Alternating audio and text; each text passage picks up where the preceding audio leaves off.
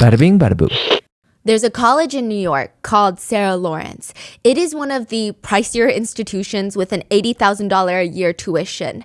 Their biggest scandal the past few years has been a small fox had been discovered roaming around campus. Campus security sent out a school-wide email blast. Beware the tiny, cute, adorable fox.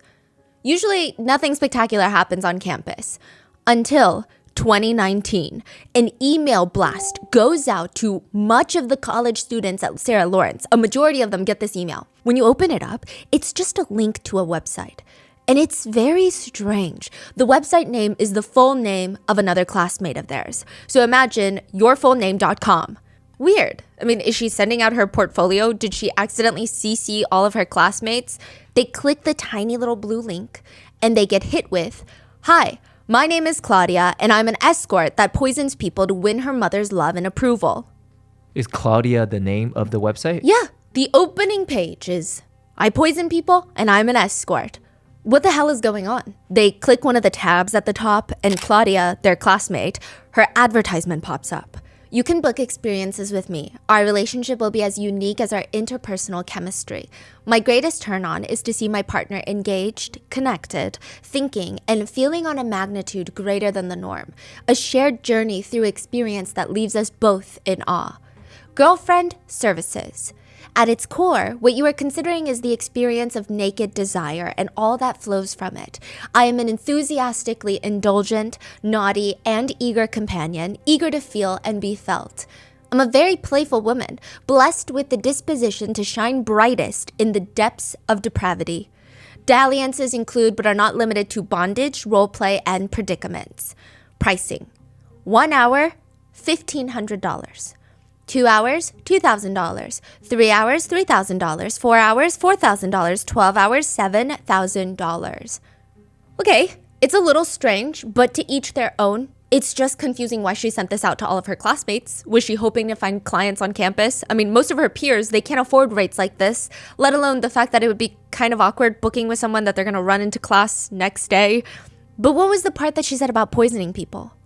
They click another link on their friend's page. There they see a full confession.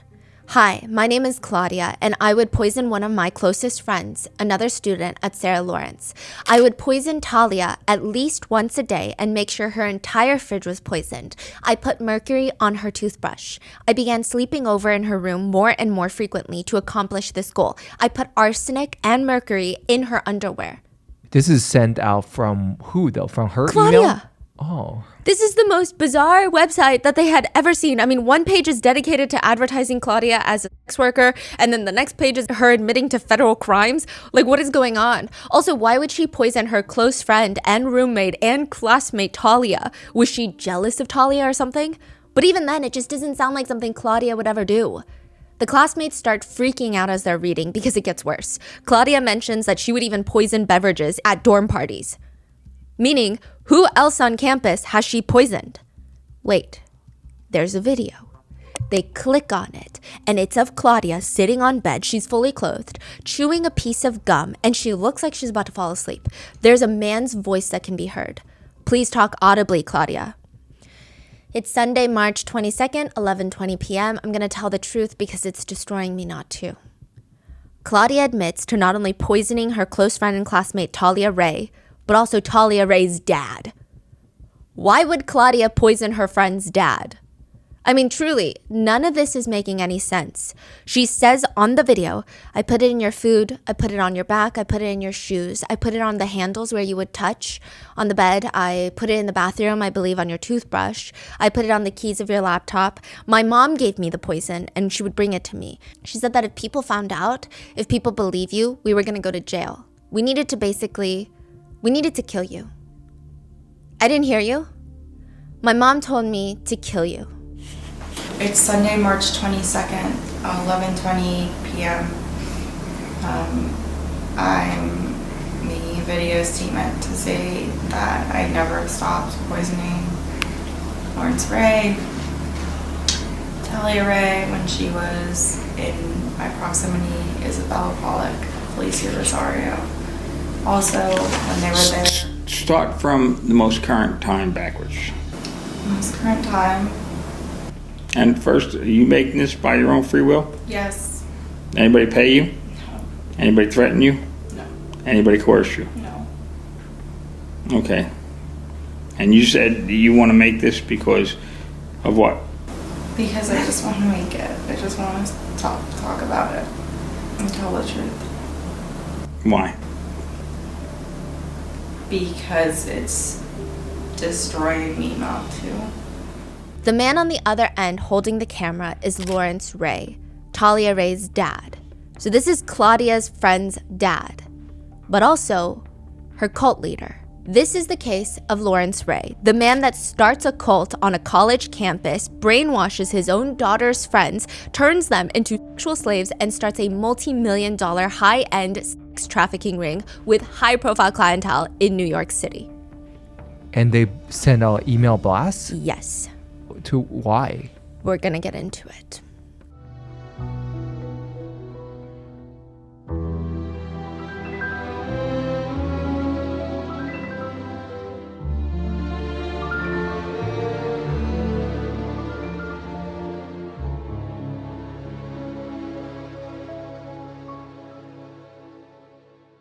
We would like to thank today's sponsors who have made it possible for Rotten Mango to support Sanctuary for Families. They are New York's leading NGO for survivors of domestic violence, sex trafficking, and related forms of gender violence.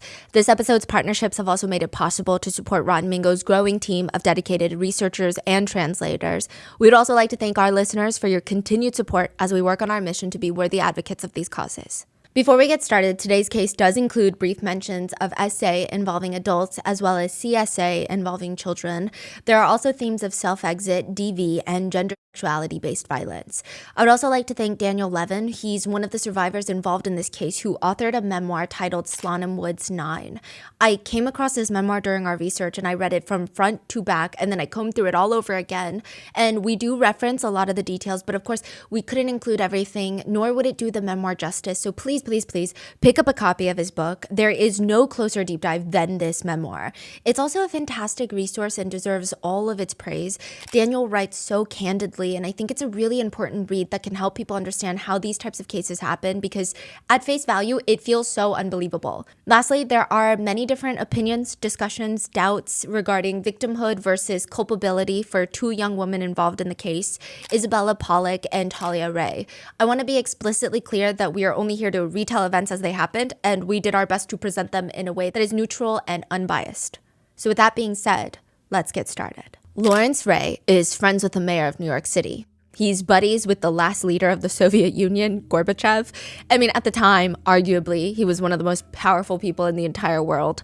Larry Ray's got status. The co-leader? Yeah. Knows all these people? He actually knows all these people. And if Larry Ray's college daughter is having a birthday party, it's not going to be in some frat boy house with cold pizza boxes laying around. He is going to host his precious girl's birthday dinner at the most upscale steak restaurant. The ones that don't even come with steak sauce on the side. Because Talia is daddy's little girl. He would do anything for her. He's going to invite all of her roommates from Sarah Lawrence to join them. The whole dinner's going to be on him. The whole dinner is perfectly set up. Birthday girl Talia is going to get a wad of cash to go purchase the best outfit to eat caviar in, probably from Bergdorf's. Her best friend Isabella is going to be right by her side, and all of her roommates are going to come and celebrate. Daniel, Talia's friend, walks into the restaurant and suddenly his back is straight. Because it's just that kind of atmosphere. You feel like you can't slouch. He's nervously walking his way to the table and even the air smells expensive. It doesn't just smell like steak, it smells like money with a light hint of cigars. If it wasn't for Larry Ray throwing this party for his daughter, the closest most of these kids would be stepping into an establishment like this was, at the time, probably working in one. There's waiters rushing around in suits that are more expensive than what any of these college students can afford to wear on their most important event. Daniel rushes to take a seat because he's the last one to arrive, and he looks around. It's a small group of mainly just the roommates and Talia's dad, Larry Ray. And the only non-college student there at the table is the dad. Pick a wine from the list, will you, Daniel? Me? There were no prizes on that wine list. Daniel just points to a random wine. He knows nothing about wine. He doesn't even know how much it cost. And the whole thing feels exciting. With Larry there, it feels like they're getting some sort of the best treatment that the restaurant has. They barely wait for extra truffle butter. It just magically appears on the table. Normally, the roommates are, even though they're really close friends, they're a little bit awkward. So just the way that Larry is able to flow the conversation so that everybody feels included, it's the perfect night. Talia, sweetie, what do you want for your birthday? I guess I wish for everyone to be happy. This is what I always wish for. All of you guys have been through so much. Isabella, my best friend, has been through such hard times, but we're all together now. And I want the world to be fixed. I want everyone in the world to be better, to be happy. And I want more people to think clearly and look at the world logically and find clarity. Larry's got tears in his eyes and Daniel's smiling. And then he freezes. Because under the table, Daniel feels someone rubbing their leg against his. Slowly, up and down his leg. It's feeling natural. Someone's rubbing Daniel's leg? Yeah, playing With their footsie hand? with him. No, with their leg, just seductively running it up and down his leg.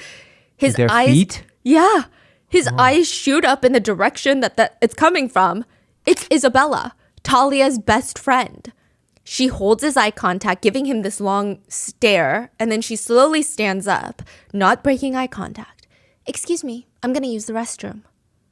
Daniel is confused, but he thinks he gets the message, right? She wants him to follow her to the restroom. He gets up from his seat, and as nonchalantly as possible, he tries to excuse himself as well. Same. But the whole thing is a little weird. He couldn't wait. Both of them had to use the restroom at the same time. I mean, he can feel everyone staring at him. What does this even mean? He nervously approaches the restroom, and there Isabella is just standing, leaned up against the wall. She doesn't even say a word. She walks towards the restroom, the private restroom, pushes it open, and motions for him to get in. After a while, they both leave the restroom, straighten out their clothes, and start making their way back to the table. I don't know exactly how much time has passed, but it is enough for everyone to know what they did. It's not that hard to put two and two together. They're even walking back together. They look kind of disoriented. I mean, what's their excuse? Is anybody going to say anything? How long were they gone? They look down and there's finished dessert plates sitting around, so they'd been gone for a while. Wait, the whole meal is done? Yeah, pretty much. Wait, so they didn't eat the food? I think they ate a little and then they left. Oh. And the whole meal is done. But as they're taking their seats, nobody says anything. Nobody asks. Nobody comments. Isabella just plops back down in between Talia and Larry Ray. And she seems so totally at ease. But Daniel, he's shifting uncomfortably in his seat. The whole thing is awkward, considering Isabella is Talia, the birthday girl's best friend. And this is her very expensive birthday dinner. But Isabella is also the birthday girl's potential new stepmom. She's Larry Ray's newest wife. Quote. The girl who just went to the restroom with Daniel is actually Talia Ray's best friend. She's a college student. But now she's dating Talia's dad. She's dating her best friend's dad. Right. But she just went to the restroom with a Daniel. different boy. Yes, while Larry Ray is just sitting there. Knowing damn well what just happened. Yeah, he's staring at Daniel across the table. And it looks like he knows what happened in the restrooms. But it also looks like he likes it. Daniel's nearly choking on his coffee at this point. I mean, the whole coffee meeting with Larry Ray has felt like a fever dream. The two of them are sitting in this jam-packed coffee shop in New York City. Baristas are screaming people's names. The coffee grinder is going off, just whirring every 2 seconds. And Larry Ray, bald, 50-year-old Larry Ray, is asking Daniel in public, in front of everyone, tell me what you're working with, and I'll tell you whether it's small or not. Larry's got his hands in front of him and he's moving them towards each other and then away from each other, raising his eyebrows. It's just so uncomfortable. He's asking Daniel how long his private part is.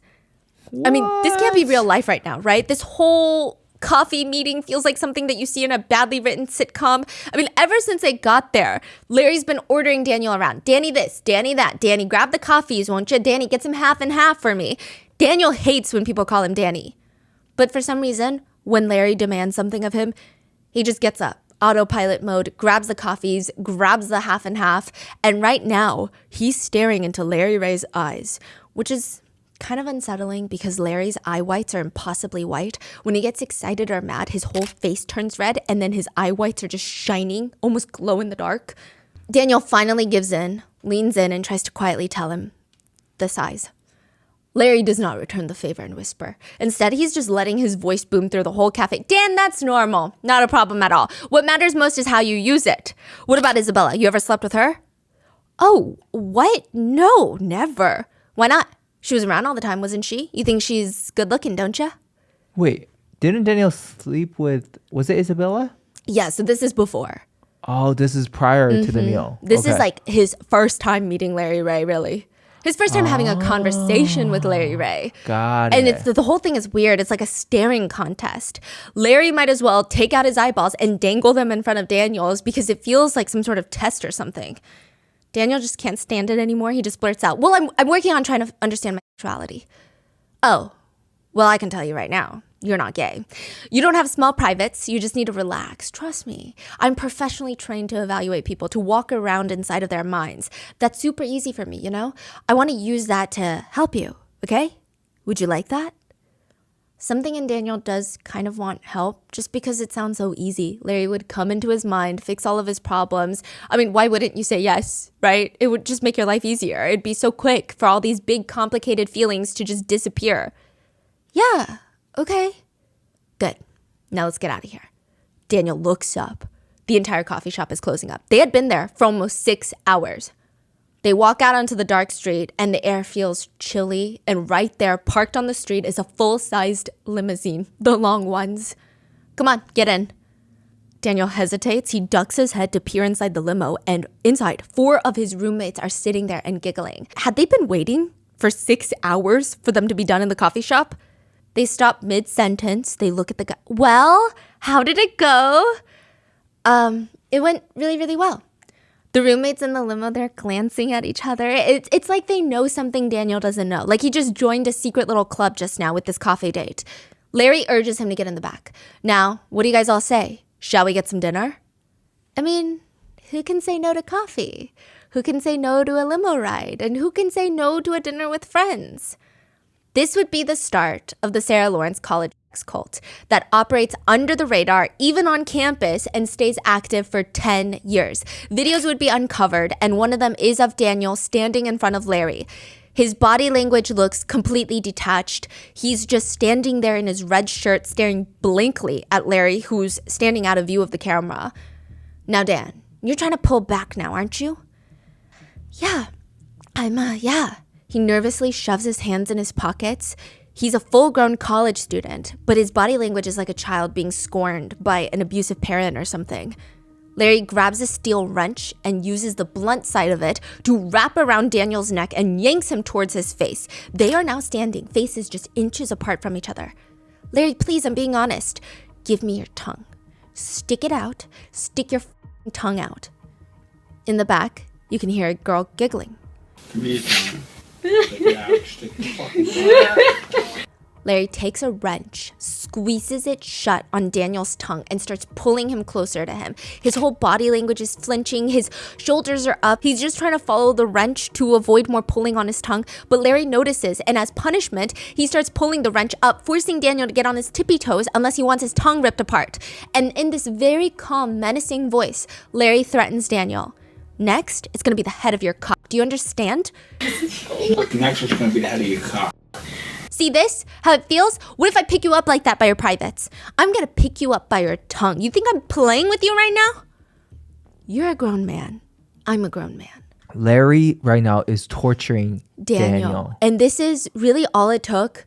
He's so good at getting into people's minds. He ends up it's yes to a coffee date, yes to a limo ride, yes to a dinner. And then suddenly he is in full control of all these people to the point where he can do whatever he wants with them. He lets go of Daniel's tongue, but slams a mallet straight into his stomach. He briefly yelps out in pain before very quickly, almost too quickly, he straightens out his back. Yes, I hear you. Larry holds his face right up to his. Listen to me. Don't fuck around. Tell the truth. Next thing getting split is your dick and balls. Now apologize to everybody right now. Just like in the limo, Daniel turns and his college roommates are sitting there watching and waiting for a response. And by this point, it would be too late for Daniel because once Larry has you, there is almost no escape. You know those people that make one thing their entire personality? Listen, I'm not judging them, but Talia's Ray thing is kind of a mood killer. It's kind of a party killer. It doesn't matter who she's with, where she is. It would be in the middle of a frat party and they're playing beer pong. There's couples making out, rubbing up on each other in the corner of the room, and Talia would be half screaming over the music, "My dad's a truth teller. He's been silenced by a group of powerful, vindictive men. He's been sent to prison for his heroic efforts to save me and my youngest sister from an abusive mother, and his incarceration is the result of a deep-seated government corruption." Everyone in the circle is staring at her, frozen, mouths open. They're holding up a beer. What is going on right now? This is so strange. Like, read the room. Talia did not. She would keep going. "My dad used to do push-ups with me sitting on his back, and I would come into the room whenever he was having these meetings, and it didn't matter who it was with or what he was doing. Honey boy," that's what I call my dad, "would let me come on his back whenever I wanted. I would ask him to do push-ups while I sat on him, and he would do it." One of those friends at a party said about Talia, pretty much the first thing and only thing she ever talked about, whenever it was her turn to talk, is "my dad this, my dad that," even at parties where we're just trying to have fun. Like, that's when it started to get weird. Listening to Talia talk about her dad would evoke two very strong feelings. Either, am I high right now? Or do I need to be high to listen to this? That's it. Otherwise, if you try to listen to her completely sober, you would need to grab a journal, a pen, because there's so many people, so many timelines, so much going on in the very complicated, twisty life that is Lawrence Ray, aka Talia's daddy. Is she like idolizing the dad? Is she just... It's crazy. She's obsessed, idolizing. Lawrence Ray, Larry Ray, that's what the Marines would call him, Larry. He was very important as a Marine during his time. He worked hand in hand with the DIA, the Defense Intelligence Agency. You've never heard of the DIA? It's an intelligence agency. It's kind of like the CIA, but it's for the military. Yeah. Anyway, he was friends with some of the highest ranking generals in the Marines. Do you even know the ranking system? Let me break it down. The highest rank in the Marines is a general. From there are tiers to this, the highest of the high being a 4-star general. Do you know how hard it is to achieve? There have only been 75 4-star generals in the history of the Marines. In the history. There can only be 60 generals in the Marines at any given time. Larry was friends with the most of the powerful generals, one of them being a 3-star general in the Marines that asked him to help with him in missions down in Cuba. But after the Marines is when he joins a different type of boys club, Wall Street. So everybody needs to listen up. He starts working as a consultant on Wall Street, not just hanging out, but advising incredibly influential, powerful military buddies, politicians, business owners. He would host these political fundraisers, sometimes for big names like Patrick Kennedy, which really kickstarted his political journey. Yeah, Larry Ray was friends with Rudy Giuliani, the former mayor of New York City and also a former Trump associate, friends with the New York Police Commissioner, Bernie Kerik, and perhaps the biggest fish Larry knew was Gorbachev, the last leader of the Soviet Union. Arguably, like I said, one of the most politically powerfully connected people of all time. That's coming from the daughter? Yeah, and it's actually true. Right. Yeah. And she's calling him Larry Ray? She calls him a mixture of dad, daddy, honey boy, and Larry Ray. Yeah, so like these are the types of stories that she would tell in the dorm rooms. And he was friends with all the generals as well? Yeah, he was. Are we going to find out how? Yeah. Okay. It's just unhinged. Because, I mean, Larry helped end the Kosovo War. Apparently, he helped negotiate it, which resulted in NATO sending him a letter personally thanking him for his contributions. Like, how insane is that? The roommates would just be standing in the kitchen in their pajamas. Their eyes are still adjusting to the light. They just woke up. They're so hungover from last night's party. Wait, Talia, I was just trying to grab a bottle of water. I was just asking if you wanted one. Oh, no thanks. Have you heard of the Gambino crime family? My dad was an FBI informant for... It would just never end. She was like a motion sensor camera. If she saw you in her path, in her line of sight, and God forbid you make eye contact with her, she's going to open her mouth in slow motion, and you would just know either you better come up with a crazy excuse to get out of there, or you're going to be sitting there listening to the very long, very complicated life story of a middle-aged bald man, Talia's dad. So where is he? Does he visit? Oh, he's in prison. So how the hell does this man who works with the DIA, the CIA, the FBI, all the 3-letter acronyms, how the hell does he end up in prison? If you were to ever ask a question like that, you better sit down because it's going to take another few hours.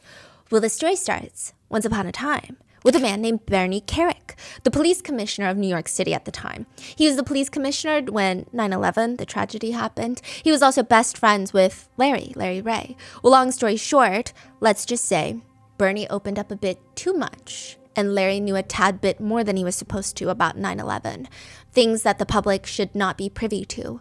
And unlike Bernie, Larry wasn't going to stand for that because he's a what? A truth teller. Exactly.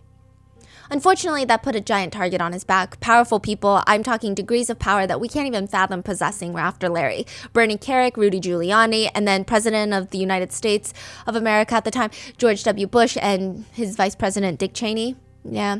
They first tried to ruin Larry's reputation in his life by going after the ones that meant the most to him, his 2 daughters. They made sure that Larry lost custody. They made sure that the girl's abusive mother, Teresa, had custody. And when Larry broke that custody agreement by going to see Talia to make sure that she's okay, they threw him in prison.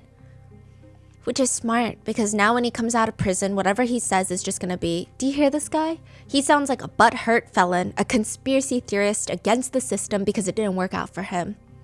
I guess you could call it a very bad situation of a whistleblower case. 30 minutes from Times Square, there's this bubble. You step inside, and it's like being transported into this cute little whimsical village. It's Rosewood from Pretty Little Liars. That's what it feels like. It's its own little world. That's the Sarah Lawrence College bubble.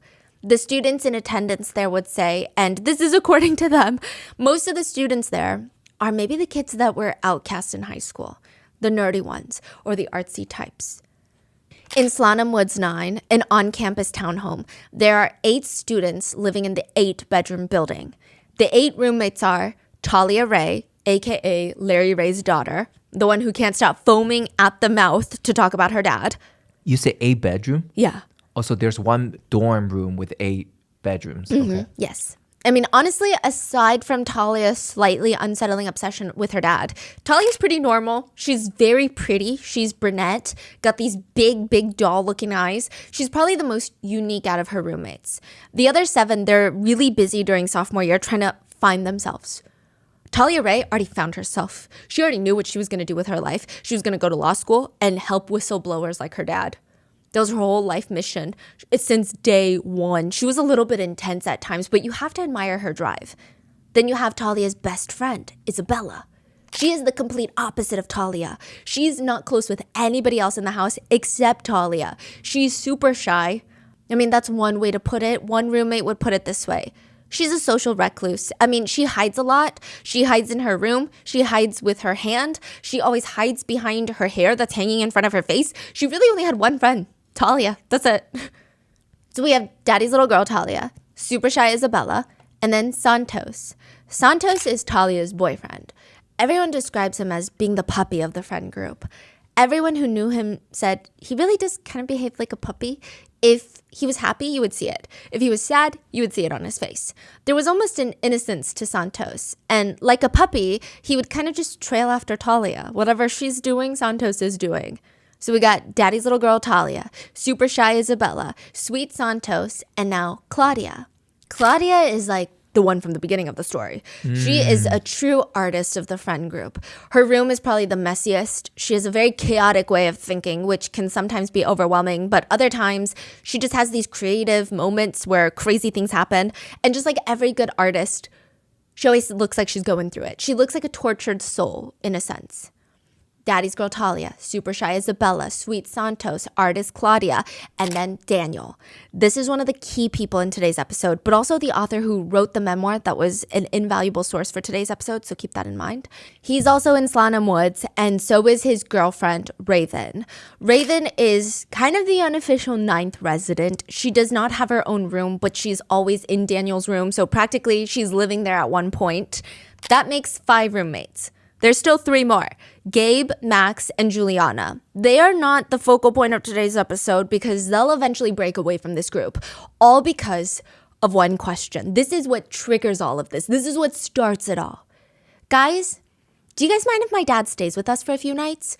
He's getting out of prison finally, and he needs a place to crash before he finds his own. The 7 roommates and an unofficial roommate, Raven, they're all kind of staring at Talia. Yeah, sure. I mean, it's just a few days until he can find his own place. What could possibly go wrong? Is a dorm like a house or A townhome.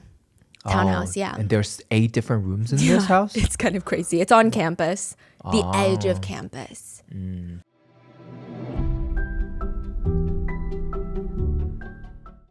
I've been trying to work on my personal style, but I'm not really the most fashionable person in the room. One of my biggest problems is that I can find a few cute pieces here and there that look really good, or a pair of pants that I like, or a top, but I'm so bad at putting outfits together. I have an idea of, oh, I can pair this with this, and in my head, it's gonna look so chic, so put together, like I know what I'm doing, but then I try it on. And I don't even want to leave the house. It's kind of embarrassing and it doesn't work. So that's why I decided to work with a stylist from Stitch Fix. Stitch Fix is an online personal styling service that matches you with a professional stylist. And I have to say, working with a stylist is so much fun. It's like having a best friend who's always ready to go shopping with you. Here's how it works. Whenever I want to update my wardrobe, or I have a big event coming up, or even when I just want to try a new style and I don't know if it's going to work, I reach out to my Stitch Fix stylist. I send her a brief description of what I want. I give her my size, my budget, and then she sends me 5 clothing pieces that were handpicked just for me, and she'll give me professional styling tips on how to wear the clothes. I try them on, I keep what I like, and I send back the rest. It is so easy. I don't even have to leave the house. It saves so much time, and honestly, it just makes you feel more confident because my stylist will recommend clothes and colors that I never thought to try, but when I do, they look amazing and they just fit my body really well. Some of my staple wardrobe pieces were sent to me by Stitch Fix, like this top. I mean, I know that I love off-shoulder tops, but the ruffles and then the way that it's kind of, I'm not smocked, is that how you call it, describe it? I didn't know if it was gonna work for me, but I love it and it's so comfortable and it makes me feel a lot more confident. I recommend Stitch Fix if you're looking to try something new, but you don't know where to start. Shipping, returns, and exchanges are always free, so you have nothing to lose. Style that makes you feel as good as you look. Get started today at stitchfix.com/rotten and get $20 off your first fix. That's stitchfix.com/rotten. Stitchfix.com/rotten for $20 off. Stitchfix.com/rotten. Must redeem within 7 days of sign up.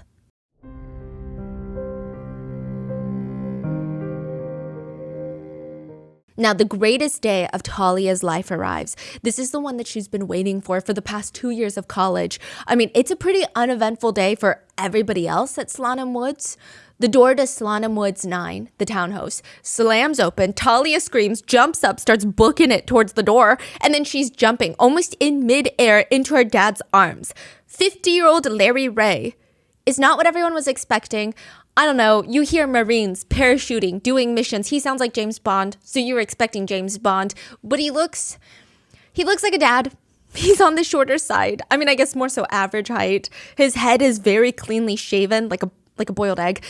It was practically sparkling in the sun, like somebody greased it. His neck was almost as thick as his head. His little chest hairs are sticking out of his polo shirt. The way that he wears his shirt, it's tight in all the places that make his quote, pudgy frame look intimidating. And even though he's short, he's the type of man that makes you feel like you're looking up at him when you talk to him, even though you're looking down. He has this really strange presence. He honestly looks like he could have been part of the mob, especially now. He's standing there holding his daughter in his arms, and there's 2 people standing behind him. One is an Asian man wearing a pinstripe suit with a ponytail that comes down to his back. And the other is a young, quote, tan, sharp-edged man that Larry introduces as a Marine. Now, each one of these 3 men, they shake hands with every single roommate. It felt very adult and massively out of place at Sarah Lawrence. Hello, nice to meet you. We've heard such great things about you, Mr. Ray. How old are the 2 men, the Asian man and the other man? The other man, the Marine, is about the same age as the college students, 20. The Asian man is like in his 50s as well. Okay. Yeah, very strange. Everybody's upbeat and polite except Isabella, who is just standing off to the side. There is never any emotion on her face, which is nothing new for her. She usually has the type of expression that doesn't particularly welcome people to start a conversation with her. But Larry doesn't care. He immediately swings his arm around Isabella, almost startling her. Thank you for being a friend at all when she needed you. He looks at the rest of the group and smiles. Now let's make you some real food. That night, they would eat steak for dinner, freshly grilled filet mignon, courtesy of Larry Ray. The first few weeks of Larry Ray in the house, Talia's dad, was honestly nice. I mean, despite the fact that everyone was under the impression that he was just going to stay there until he found his own place, which I don't know, would probably take like a week or two max. If you ignore all of that, it was kind of nice having him in the house. There was always food. Nobody was hungry. He would put on one of Talia's pink frilly aprons to do the dishes. The whole place was always super clean when Larry was around. I mean, this is super nice change. This is a group of kids that wanted to buy these. This is a real idea they had before Larry Ray came. They wanted to buy bags of sand, pour them into the kitchen floor, and turn it into a beach. What? Yeah, so I've never heard that before. it was a lot cleaner. It was pleasant. Kind of felt like home. Not in the cheesy way, not like, oh, daddy's home, it feels like home. But you would walk into the building and there would be smell of fresh cooked vegetables baked in the oven, asparagus and steak. There'd be music playing. And unlike most dorm setups where you go in and you're like, oh, someone's eating steak, that smells so good. You'd walk into the kitchen and Larry, this former Marine, has this cute little pink apron on. Come, sit, did you eat? Eat with us, come on. It's like a little family. And then you sit down and you just get dinner. You get dinner and a story, actually. While they ate, he would tell them stories about his work as an international CIA operative and how he recovered Stinger missiles off the black market and engineered the ceasefire in the Kosovo War. I mean, it's so nice. It does take a little bit of a getting used to that Talia calls her dad honey boy and he calls her honey girl. But it's kind of cute after a while, right? Now, Daniel comes home late one night. And the minute he steps into the townhome, he spots the white styrofoam containers that are stacked up in the kitchen. Ever since Larry got here, they always have an endless supply of lasagna and Italian takeout. And as he's walking in, Santos and a few of the other roommates are standing around looking very concerned. Their arms are crossed, they're almost whispering, but when they see Daniel, they kind of hush. Like they can't talk about whatever it is in front of him. Santos turns to Daniel. It's about Isabella. Sorry, we can't really talk about it, but she's having a really hard time and Larry is helping her. Mm-hmm. Daniel glances at his watch. It's almost midnight. And he saw Larry go into Isabella's room before he left, which is at the beginning of the day. He's been in there, what, like 16 hours? Larry would stay there the rest of the night.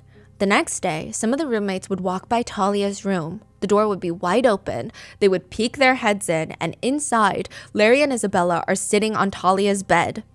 And Larry would just softly stroke Isabella's hair. And he's whispering in her ear, almost in like a hypnotic pacing, over and over. Shh, nobody's gonna hurt my baby girl. Nobody's gonna hurt my baby girl. This is his daughter's best friend. What? Larry naturally becomes the closest to Isabella because this is Talia's best friend and Santos, Talia's boyfriend. Isabella loves being around Larry. I'm just going to say it like that. Isabella had never seen anyone buy that many groceries before, ever, in her entire life. She grew up on food stamps where you have to watch every single item that you get. She had to stand there in aisles staring at snacks that she can't buy while her mom is crunching the numbers to see if they're going to go over the food stamps limit. I mean, one of the first things Larry did when he got to Slonim Woods was take the whole group grocery shopping to stock up their pantry. Isabella had walked over to a bag of chips and she was just checking the price. You like those? Oh, yeah, but we'll throw it in the cart. Isabella thought it was kind of crazy. It caught her off guard. With Larry, she could just buy whatever chips she wanted to. And that felt nice. How does Larry have the money for that if he just came out? He might be worth like millions of dollars. Listen, there's so many court documents that we FOIA'd for this one. Wow, there's like this whole thing. He owned a lot of domain names.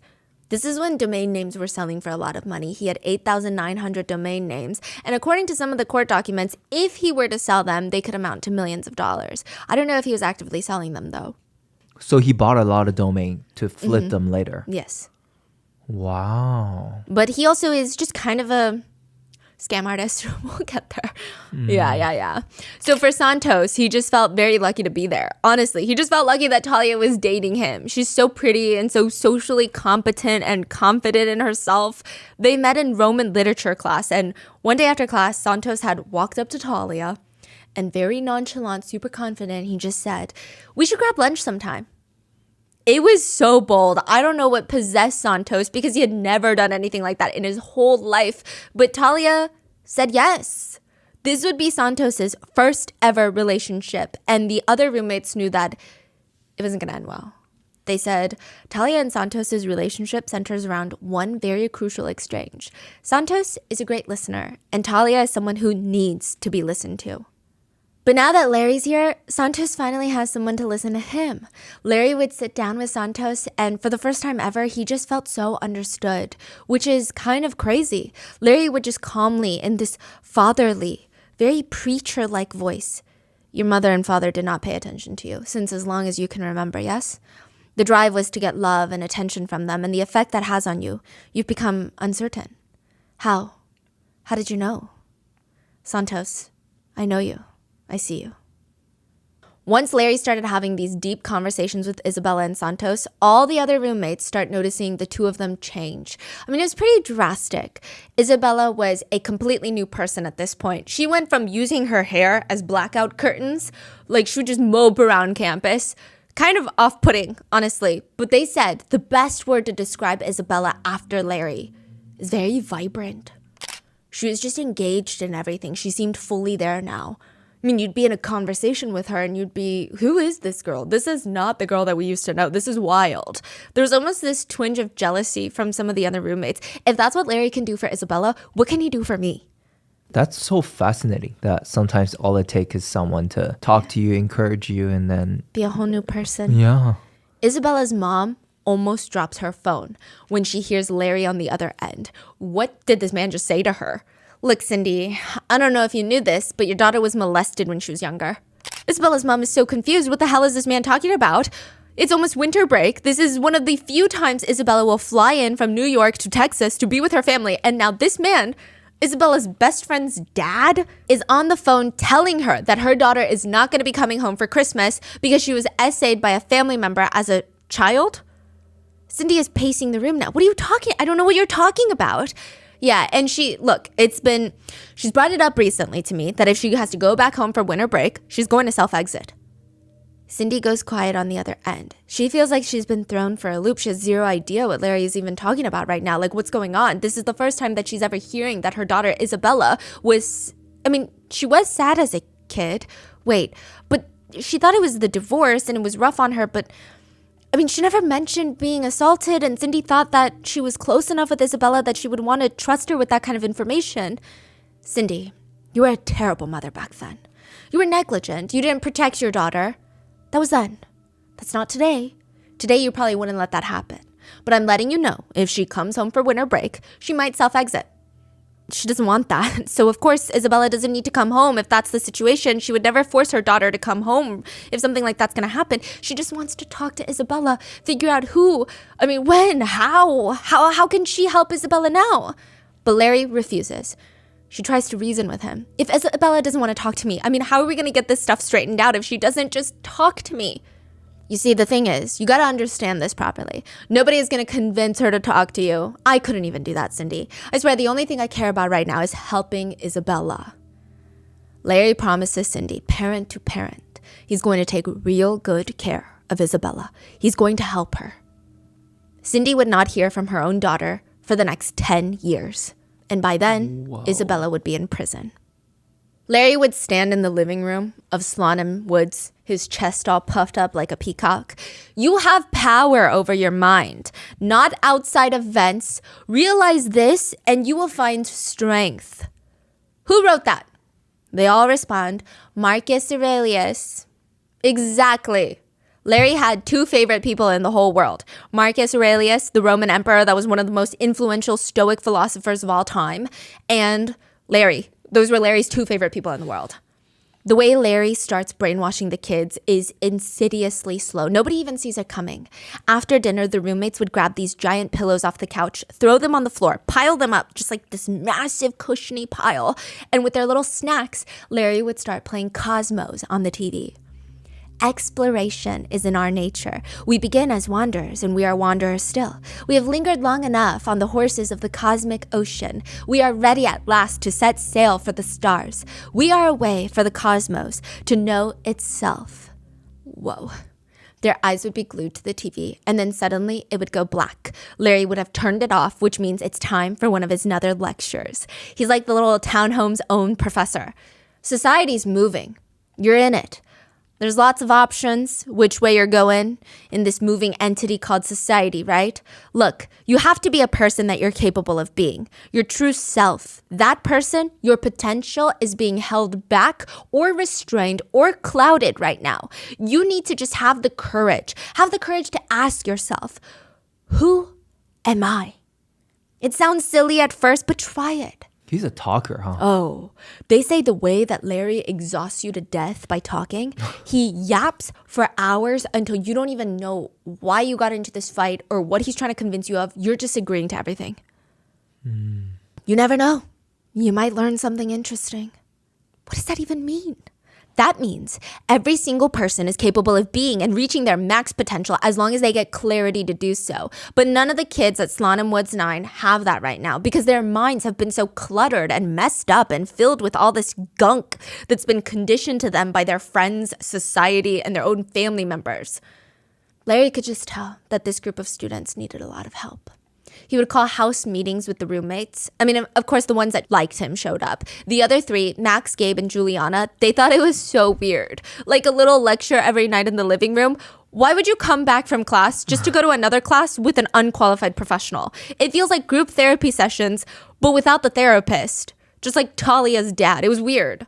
Larry would sit them down, and one by one, each student in the group would take turns talking about how much they want to self-exit. When it gets around to Daniel, it's his turn to talk, and he just sits there looking around. I don't really have... He never really considered himself to be that sad. I mean, he gets sad, but he never ever thought about... But Larry would interrupt him. You are too, aren't you, Danny? Just like all of us? Or all of them? Not really. I mean, I'm sorry, I guess I haven't ever tried or anything like that. Larry's smile slowly turns downward. Danny, I already know. You can just admit it. Daniel looks down at his hands. He's genuinely trying to think really long and hard. I mean, he doesn't recall did he ever have those feelings? Larry's looking at him. I know you do. I mean, clearly, Larry must have seen something in him, right? That maybe Daniel hasn't even realized. There was that one time that he was having this intrusive thought at the subway station where he was like, what if I just jump in front of but that's not really, but maybe it is. Maybe that's not normal. Maybe that's what it means to want to self-exit. Oh my God. Do I want to? Come on, Daniel. What do you want to say? Sometimes I don't want to exist anymore. Once he said those words, everyone around him starts nodding and they start relaxing. It feels like he's one of them now. And from that moment forward, Daniel starts believing through this conversation that something is wrong with him and maybe he wants to self-exit. Larry would tell them, do you see? Now we're all interconnected. You became interconnected the moment Talia brought you all together at Slonim Woods. I have to protect my daughter, and that means protecting all of you. So you can trust me. As a father, as a man, I will keep you safe. Larry Ray was going to fix them all. One of the roommates, Raven, that wasn't really close with Talia or Larry, but this is Daniel's girlfriend. She said, it was so weird. And also, everybody's like a little bit stoned all the time. So it was a moment of, every time we would see it, we'd go, am I weird or is this weird? We weren't really sure. Smoking weed all the time. So Raven and her friends were like, I mean, this is weird, right? But like, maybe we're weird. I don't know what's weird anymore. It's just weird. Larry always made sure everyone knew that them rooming together was not just pure chance or even just being good friends. It's because deep, deep down, every single one of them had a deep obsession with death. It was fate that brought them together with Talia. And fate that Larry was Talia's dad. It was written in the stars. Larry was going to save them. Had it been anyone else's dad, it would not have worked. Larry had techniques to discipline the mind. He worked with the government. He knew the most powerful tools to help people. These kids were going to be his new project, pro bono. Eventually, he starts running the Ray family, he calls it, like a boot camp Marines approach. Everyone needs to be the best versions of themselves. So every morning, they would wake up to this playlist that he puts together. Every morning, they had to listen to it. Everybody up at 7 a.m. on the ground now. The first day, it's 100 push-ups. The second day, it's 200. Then a week later, 300. And by the end, they're doing 400 push-ups every single morning. You're kidding me. All of them? Most of them. They're able to do that? Yeah, which sounds crazy, but it also proves what Larry is saying, that they're putting limitations on themselves before they even try. Nobody believed that they could do 400 push-ups at the beginning of this, but Larry's right. So for the benefit of the group, to help them, Larry would say, you need to give up full control because you don't even know what's good for you at this point. Larry slowly convinces them he needs to decide everything for them for the time being. What they eat, what they do, what they talk about, when they go to bed. And again, it's framed like a little mini boot camp. Do this now, bite the bullet now, suffer now, and you're going to come out way stronger on the other side. This isn't forever. Truly, everything he did on that campus was Marine style, and some of it was truly goofy, if I can say so myself. They would have to clean the apartment, and he would make these spreadsheets similar to a Marines operation document. And it would read, Mission Commander, Larry, team members, Isabella and Dan. We have at our disposal 3 rolling black bins, 1 empty pink bin, 1 mostly empty black bin containing Larry's sweaters. I mean, even cleaning had to be done the Marines way. But there was still one part of their training that Larry hadn't started, and this would be the most important stuff. He would ease them into it. He did not bring this part up until he knew that they were fully ready to receive. He had them in the palm of his little sticky, moist hands. You know, there is something else. Side note, I do want to disclaim that these are Larry's words and they do not represent my thoughts or feelings clearly, but just in case. Men will feel better when they start embracing their masculinity. Women will feel better when they embrace their femininity. Some of the girls here need to start wearing makeup more. Got it, Claudia? I'm looking at you. And men, you guys need to start wearing bright colored polos. Pink, red polos, because bright colors means you're embracing and you're secure in your own masculinity. This might be, and I don't know if I should keep going. No, we want to know more, Larry. It's a progressive viewpoint, but everyone blossoms into an incredibly sexual person and wants to have sex. And this is just how humans are, but we live in a puritanical society. The only way to be truthful with yourself and reach that level of clarity is to embrace your sexual freedom. The more you are open with your sexuality, the more honest you are with yourself. Larry tells them the quest for potential begins with sex re-education. Welcome to Larry's boot camp. The instructions were very clear. Wear the shortest miniskirt, just the girls. Well, minus his daughter. Wear the shortest miniskirt, the tightest one you can find. And if you don't have one, go buy one. Do not wear any underwear. Then go to the store, try on heels, bend over, and flash everyone in the store your private parts over and over and over again. Wait, so it's gotten to that point already? Like wow. What about the daughter? What is she doing?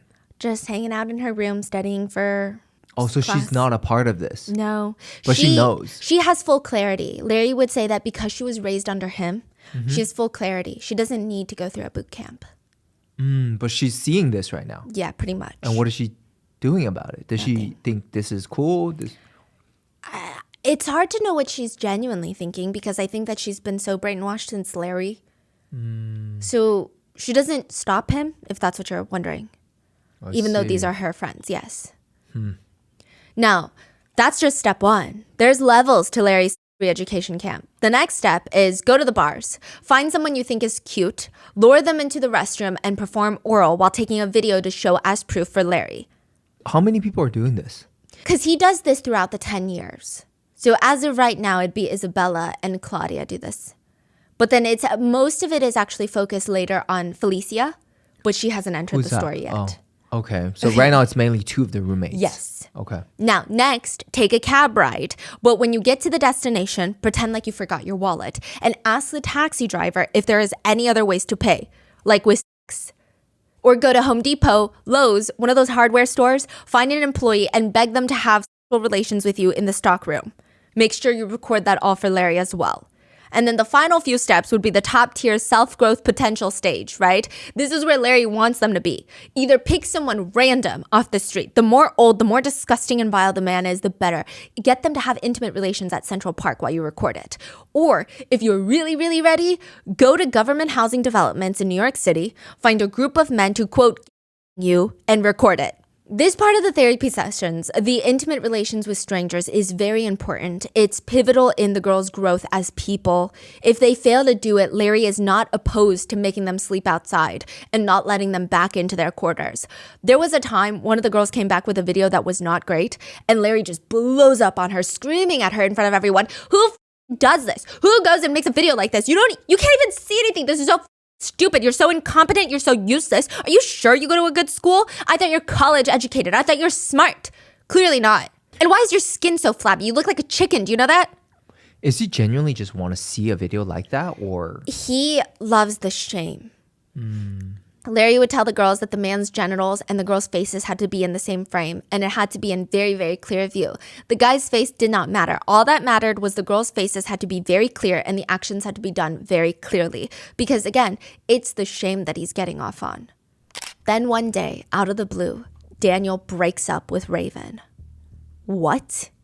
Well, when I talked to Larry, fuck Larry. Listen, Raven, he told me if I wanted to break up with you, it wasn't fair to you or me for us to stay together. No, you. Larry's a creep, and it's weird that he hangs around college students. It's weird. Raven, Larry cares about me, and he wants what's best for me. If you don't like what he has to say, then logically, you must not care about me. Oh, go yourself. At least I don't have to anymore. This would be the beginning of the great divide of roommates. Max, Gabe, Juliana, and Raven did not understand, first of all, why Larry is still living on campus in Isabella's room, not even his daughter's room, Isabella's room, after weeks of being out of prison. I mean, this is going against school rules, right? They'd be in big trouble. This whole thing is bizarre. And why is everybody else in the house treating him like some king of the land? It doesn't even make sense why he would want to spend all of his time with college kids. And the only other person on their side, kind of, is Claudia. Well, she was in the beginning, Raven's best friend. Claudia would joke with Raven about how strange Larry the bald guy was.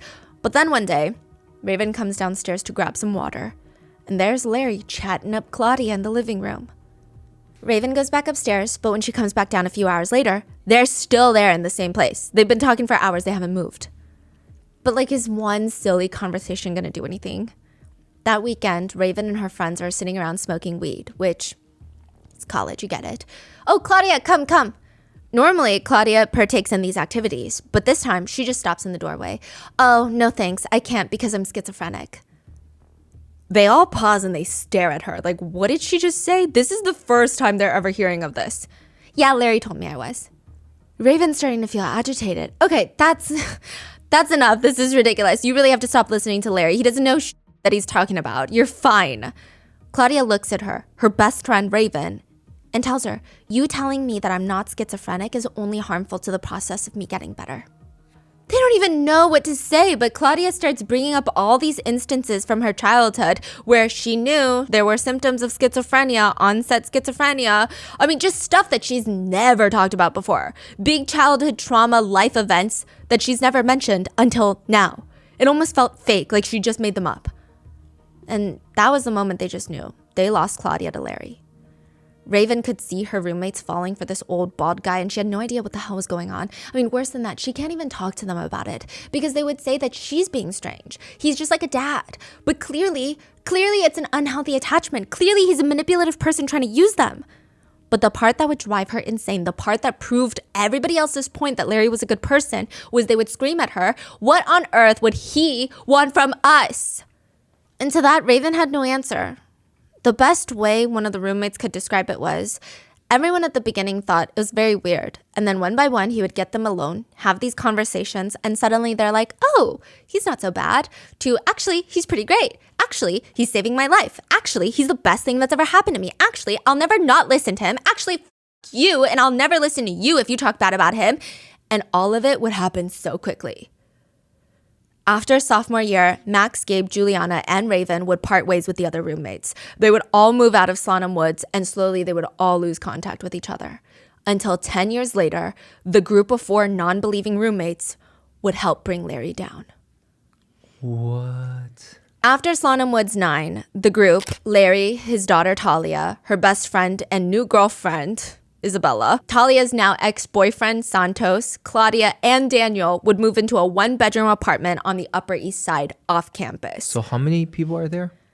So it's Larry, Talia, Isabella, Santos, Daniel, Claudia, 6 in a one-bedroom apartment. Whoa. Their sleeping arrangements in the apartment were definitely a bit odd. In the bedroom, on a singular king-size bed, would sleep Larry, his daughter Talia, and her best friend and Larry's new girlfriend, Isabella. So 3 of them Yeah, on and then the same bed. everybody else, the entire living room floor was packed with either sofas, blow-up mattresses, or these foldable mattresses just laid out on the ground like a giant bed.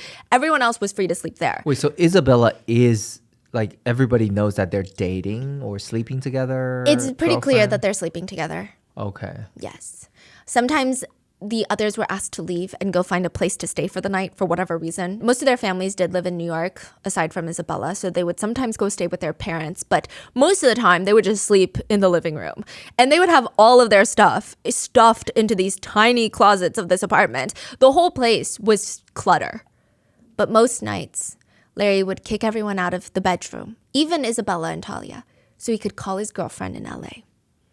He's got a girlfriend in LA. Felicia, Columbia Med School graduate doing her residency in psychiatry, I believe at USC or a USC affiliated. I'm not sure. Don't quote me on that. Larry would get all giddy on the phone to see what Felicia had done the night before, if she had any videos to show him. Wait, so there's another college-age-ish girl Yes. in California? Yes. How did he know her if he just came out of prison? We're going to get into that. Okay. They're all connected. By this point, Larry has fully brainwashed the students into believing that they're all messed up mentally and they want to self-exit, and the only person that can save them from themselves is Larry. And he's doing this because these kids are his precious daughter's friends. Outside of class, he's controlling every aspect of their lives. What they eat, when they sleep, what they do all day, who they talk to. He started sexually abusing the girls, minus his daughter, forcing them to record themselves having intimate relations with strangers. But eventually he gets involved. The threesomes... There's going to be a lot of threesomes. The threesomes actually start as twosomes with Daniel and Isabella. One night in the cramped one-bedroom apartment, Daniel is falling asleep on the sticky leather couch in the living room. Everyone else had left for the night, so just inside the room was Larry, Talia, and Isabella, and Daniel's alone in the living room. Which is kind of strange, but Talia's whole relationship with her dad is kind of strange. A few weeks ago, Daniel was giving Talia a massage when Larry had walked in. And of course, Daniel freezes because this is awkward. He's got his hands on Larry's daughter, on Larry's honey girl's shoulders, and he knows how much they cherish each other. So like, is he about to get beat up right now? But Larry just smiles. I gotta show you how to do that properly sometime. Other times, Larry would rant to Daniel, I would give Talia everything she wanted. That's what a father does, take care of his baby. Teresa, my ex-wife, she didn't understand. So many people make the mistake of treating kids, as if they're fundamentally different beings, but they have it all already. Inside of them, it's all right there. They're the ones we should be learning from. There's no difference between an adult and a child. Larry would go on tangents about how he would, it's so alarming. He would take Talia to Bergdorf's, a high-end department store, when she was, 10, 12? Buy her a $3,000 cashmere sweater from Loro Piana, and she's going to outgrow this sweater for a singular sweater, $3,000. Naturally, Talia's mom would freak out because she's going to get it dirty, or it's going to get ruined in the wash, or like something. What are you doing? But Larry would ask, what's the moral of the story here? Larry would tell Daniel, let me ask you this. Why wouldn't I want my honey girl to have something beautiful like that? She was expressing herself, her preferences, her adulthood, her personhood, and her mom couldn't understand that at all. She was how old? Like 10. That wears a $3,000 sweater because she's expressing her adulthood? There are a lot of speculations online that I won't be repeating, but you can kind of draw your own conclusions. Wow. It's definitely strange, but anyway, Daniel is trying to fall asleep on the leather couch when a little after 3 a.m., the door to the bedroom creaks open and out walks Isabella. She's not really dressed. She's wearing this thin cotton shirt that barely covers anything. She starts creeping towards Daniel on the couch. Oh, what is going on? That night, she would engage in oral activities with Daniel. It's a very mixed feeling, Daniel said. On one hand, he's a guy, and like Larry said, Isabella is stunning. She seems enthusiastic to be doing this. They're both of age, so technically there's nothing wrong with the situation. But a part of him keeps looking over at the bedroom door where Larry and Talia are, and the room door is open.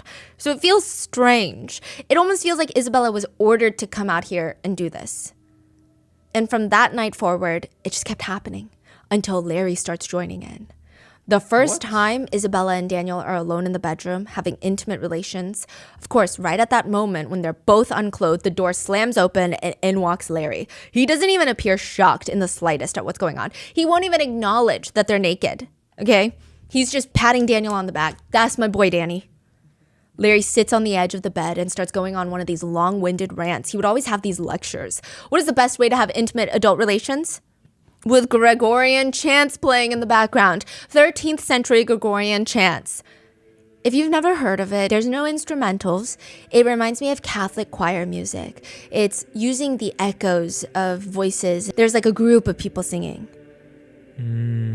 I would imagine it's in a language like Latin, right? Because 13th century, I don't know, right? But it's a lot. It's echoing off the cathedral walls. It's beautiful, but it's very haunting at the same time. But this time, Larry's rant is about Isabella.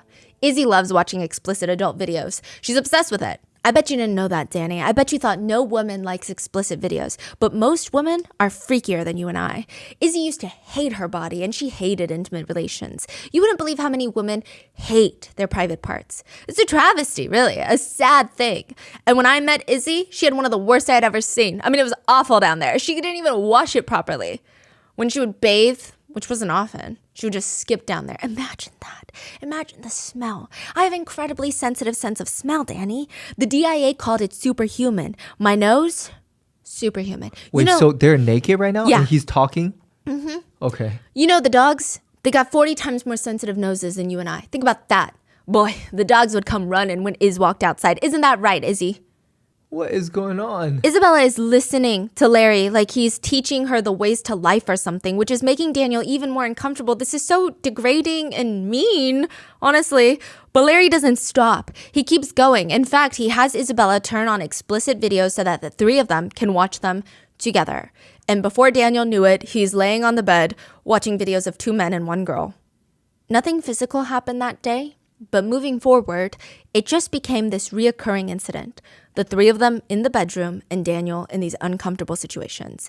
And he was still uncomfortable when one day Larry walks over to his computer, presses play. 13th century Gregorian music. So three of them? Yeah.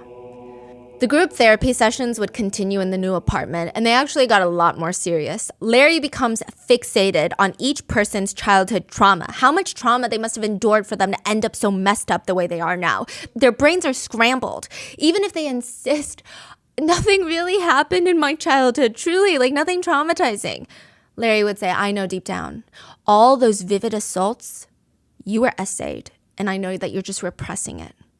He would tell them what happened to them. Rapid fire. Your parents sold your bodies while you were a child. You were abused by your family members. You blocked it all out because that's what the brain's natural response to heavy trauma is. But that's why you have these intense emotions of wanting to self-exit, because you're different from other kids your age, because you were assaulted. That's why. What can the kids even say? I mean, it kind of made sense. And this guy used to work for the DIA and the CIA. He's seen all sorts of people. He knows way more about the human mind and the psyche than these sheltered college kids can even understand. It would even get to the point where there's a video of this. One of the victims is having a panic attack and she's on her knees crying on his lap while he's just sitting there in a purple robe. His chest hair is practically out. And she's screaming, Larry, please, please save me from myself. Larry, please, please help me, save me from myself. Don't let me do this to myself. Please, please make me stop. Okay, but I need you to calm down.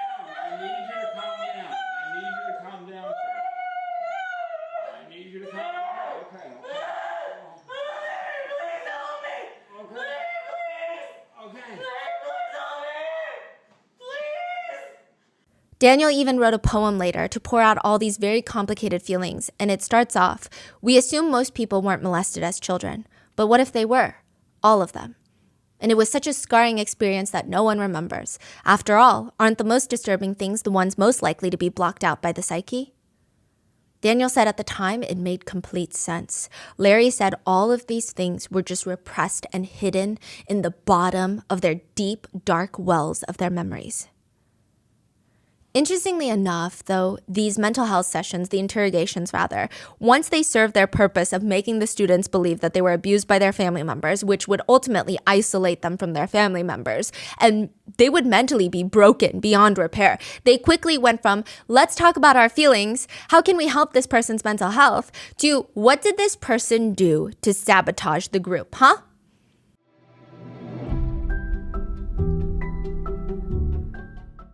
I used to think that the sun was giving me headaches because every summer I would go out there and I would have this brain fog and fatigue. And for a while, I would even avoid going outside thinking I just am not meant for this hot weather. But then I read somewhere that feeling sluggish and foggy were actually symptoms of being dehydrated, which didn't make sense to me at all because I drink a lot of water. But then I learned that just plain water does not actually hydrate you that much. You need to drink water with electrolytes so that the water can actually be absorbed. That's why you'll always see me with my liquid IV. One stick of liquid IV has 3 times the electrolytes of the leading sports drink plus 8 vitamins and nutrients. So it's gonna hydrate you much better and faster than water alone. I never feel sluggish after going outside anymore because I always carry a few sticks of liquid IV in my purse wherever I go. It just really helps with my mental clarity, especially during hot summer months. And honestly, drinking liquid IV is very satisfying. They make the most delicious flavors. My favorite is the white peach, and I love it so much that I've actually run out of it. I think last night I ran out of it. This one is the lemon lime, which is slowly becoming my favorite because of just how crisp it is, especially when you get cold water and you put this in there. Nothing beats this flavor during a hot summer month. I don't know how else to explain it. It's sweet, it's refreshing, but it's not that nasty sweetness that slows you down. And pro tip, I like to mix it in with my water and then stick it in the fridge for a few minutes. Even though my water is already cold, I like to stick it in the fridge, and something about the glass being chilled is optimal. It is the perfect summer taste. There's no sugar, no artificial sweeteners, but they still taste so good because Liquid IV formulates them with a proprietary allulose blend.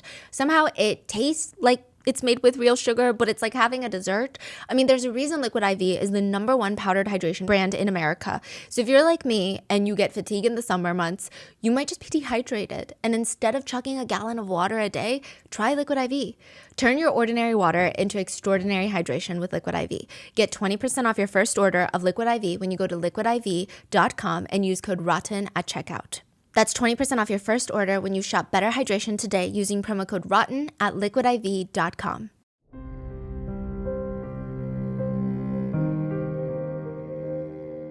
Larry starts claiming that not only do all of them harbor deep-rooted trauma that they've blocked out, but now they're acting out.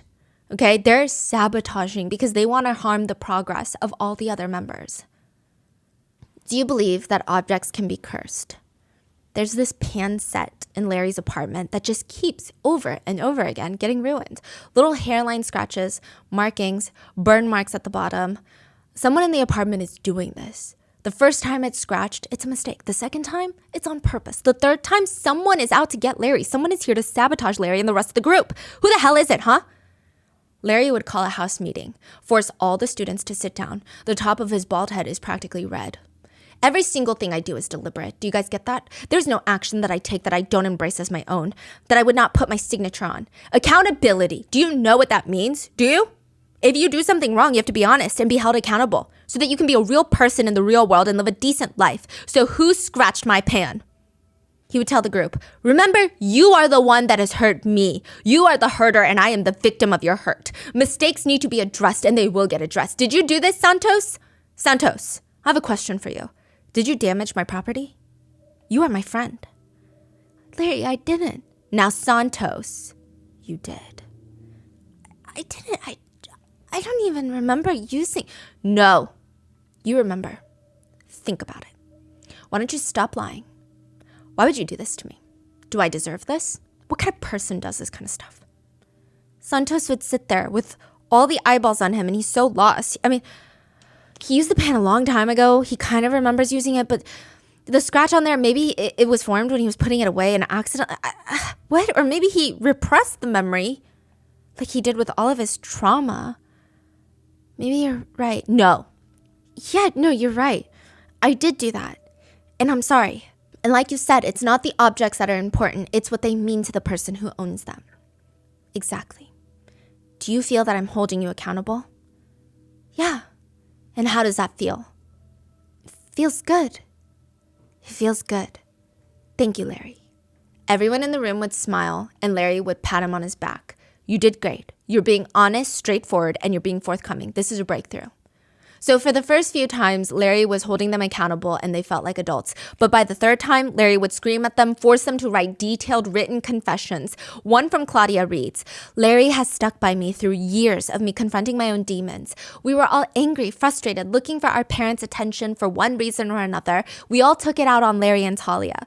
The apartment is such an unbearable mess that it's impossible to move without tripping over something. But we broke things on purpose, hid things on purpose, threw important papers out, hid food so that it would get moldy. We did anything we could to delay and sabotage Larry's efforts. Some examples include breaking Larry's $8,000 stove, throwing his power tools on the floor, ruining Talia's Loro Piana sweaters. Yeah.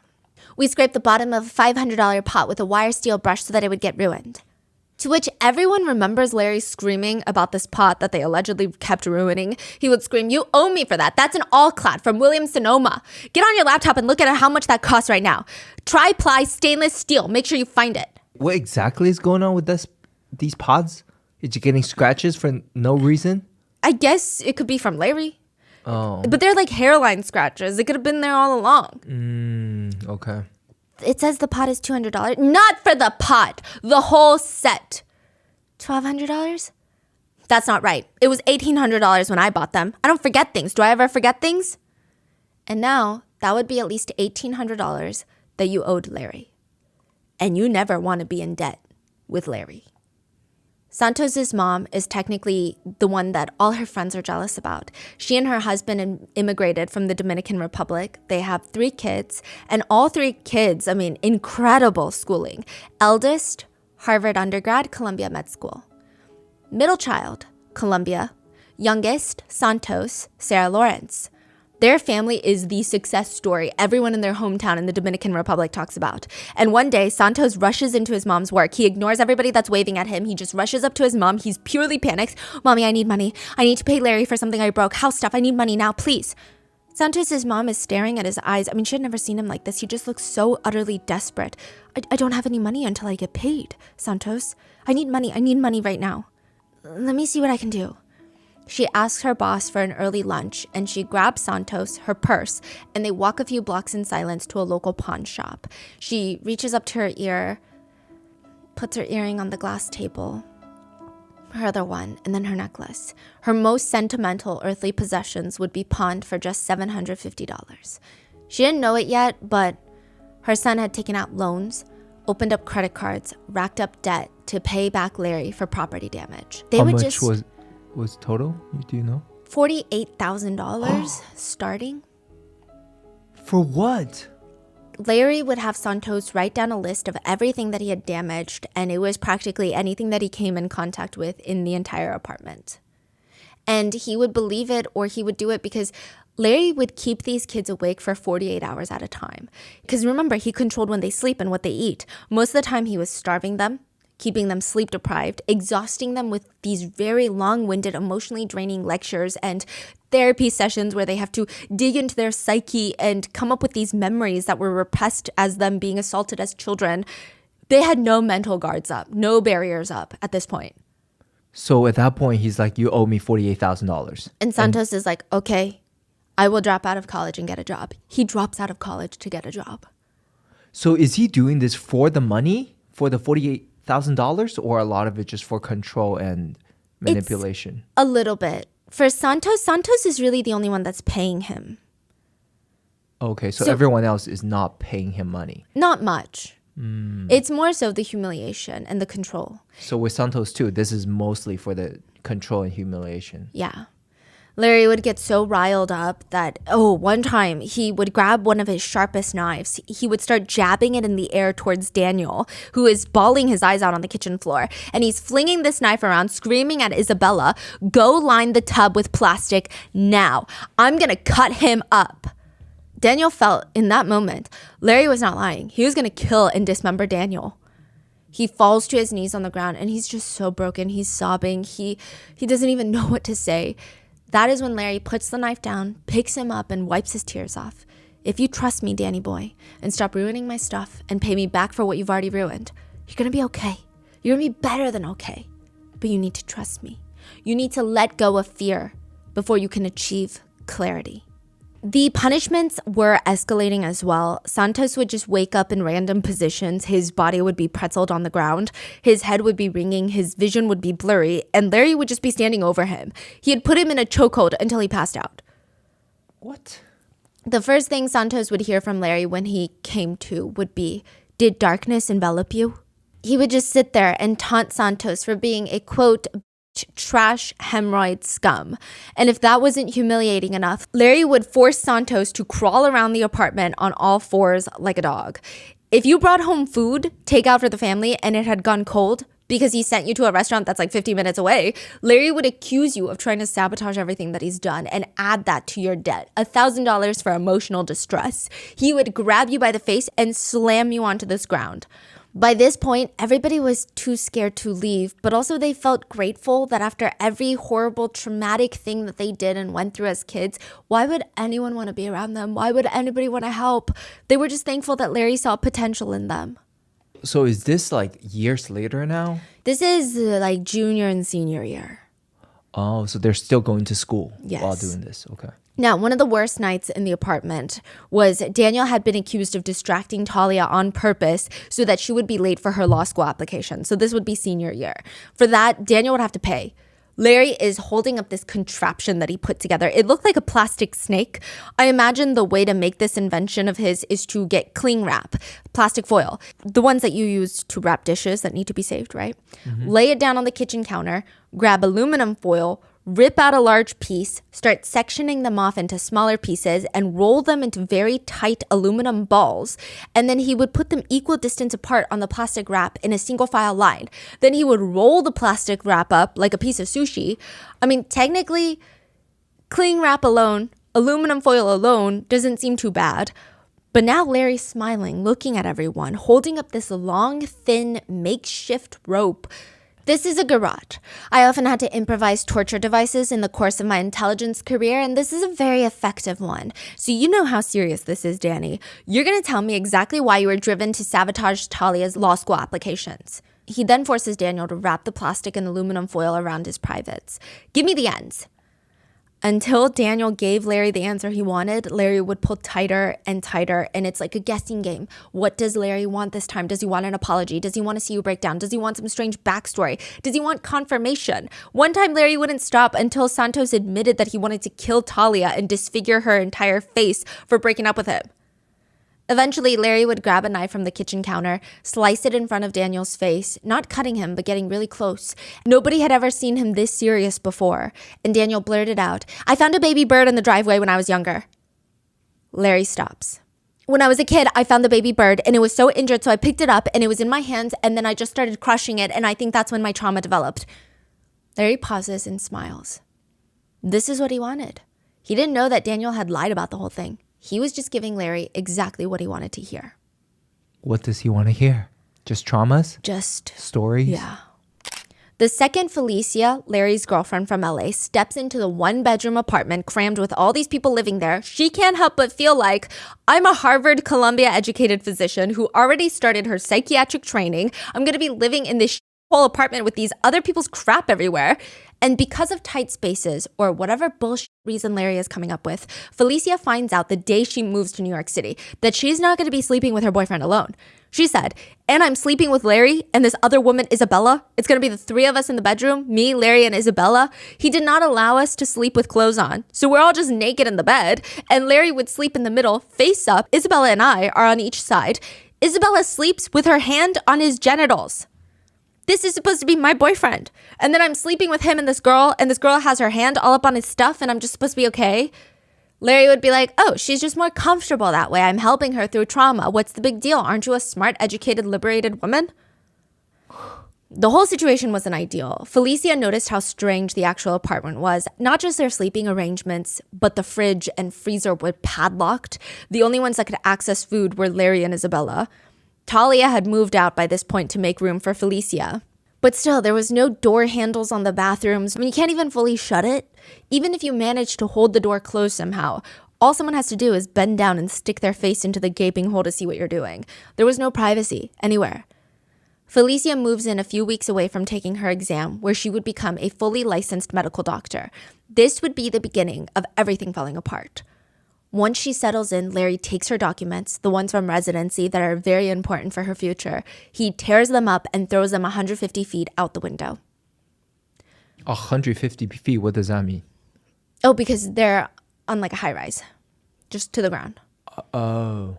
And now she's stuck sleeping in the same bed as her boyfriend and a woman named Isabella, while her little brother, Santos, is sleeping on the floor in the living room.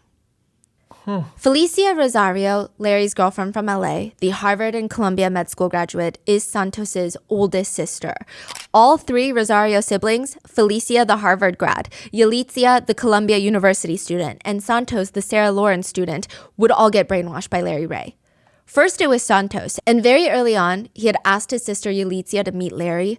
He could just tell Yalitza was not adjusting well to Columbia, and Larry had been so helpful with just helping everyone access their repressed memories and try to find healing.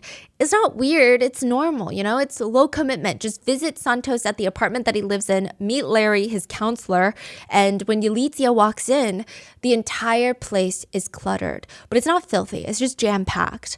You really have to balance on one foot before you take the next step to avoid stepping on something or someone. There were so many bodies in there, but Yalitza loved it. There was this chaoticness. In the kitchen, Larry would be cooking up steak. The TV is playing Cosmos. And in another corner, there's two kids debating things like the ship paradox. If a ship has all its parts gradually replaced over time, is it still the same ship? On the dining table, there's two college kids proofreading each other's law school applications. There's another kid in the corner reading Meditations by Marcus Aurelius. From the moment that she stepped foot into that apartment, she was in love with it. It feels like if you come from a family where you don't have family dinners and the house is always depressingly quiet, then you go over to your friend's house and there's always people around. The TV is playing, the parents are cooking, and there's sodas in the fridge. It feels so nice. On top of that, Yalitza felt really out of place at Columbia, but here, nobody's judging her. They would tell her, we're all here for the same reason as you are. We're working on figuring out who we are. There is something to be said about the fact that Larry is specifically going after college students with high education. I mean, surely there's a proximity factor where this is who he has access to through Talia. But Larry gets off on taking these highly intelligent, academically gifted kids with a lot of potential ahead of them, bending and breaking them until they're nothing. Larry had Santos, he had Yalitza now, but he still wants Felicia Rosario. The eldest Rosario sibling, the one with the highest academic standing, is Larry's biggest catch. For weeks, he's waiting for Felicia to visit her siblings from LA. He has this entire plan mapped out. People say Larry's like a chameleon. He can change into whatever you want him to be. And Felicia just wants someone to eat White Castle with. That was one of their first dates. After a few gatherings with the whole family, this was like one of their first dates alone. They would get burgers from White Castle. And just the two of them, no limo driver, no Isabella, no little brother, were parked on the side of the street, eating White Castle and watching the sunrise. The whole car smelled like greasy fries, but Felicia could not stop smiling. I mean, this was the moment that she realized, I'm going to marry this man. Her brother's ex-girlfriend's father. From that day forward, they would refer to each other as wife and husband.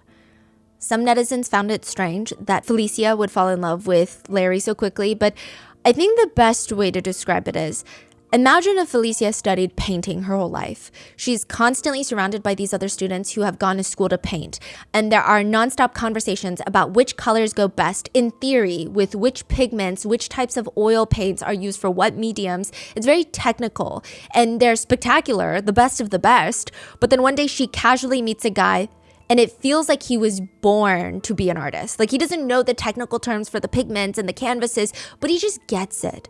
It feels like he can at least keep up with her. Perhaps he can even teach her a new perspective. And it's very exciting. He just knows so much about the human brain, about human psyche. So they do this whole long distance thing, and it starts with them on the phone talking to each other every single night. Most days they would talk to each other multiple times. Larry would give Felicia updates on how her younger siblings are doing, but slowly the conversations, they start getting more romantic, more sexual, until Larry is trying to tell her, you need to go to a bar and have sex with a man and record it. Wow. Yeah. And she did it or no? Yes, and it would happen very slowly. First, it was how many people have you slept with? And I think the age thing also factors in. He just made it sound like you need to experiment more before you figure out what you want. He also played a lot into the fact that they all go to good colleges.